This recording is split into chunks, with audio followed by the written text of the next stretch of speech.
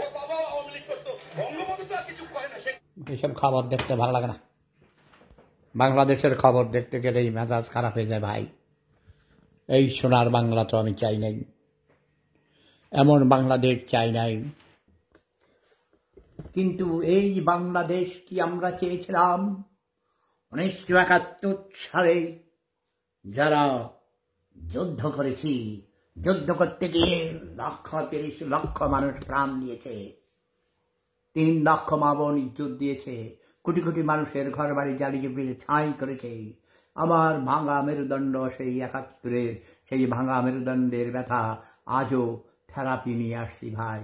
বাংলাদেশের খবর দেখতে ভালো লাগে না, খবর দেখলেই মন মেজাজ খারাপ হয়ে যায়। এর সে খবর না দেখাই ভালো। তোমরা মারামারি করো, কুদাকুদি করো, মরা গরুর গোস্ত খাওয়ার জন্য পাগলা কুকুররা ঘেউ ঘেউ ঘেউ ঘেউ করে কামড়াকামড়ি করে।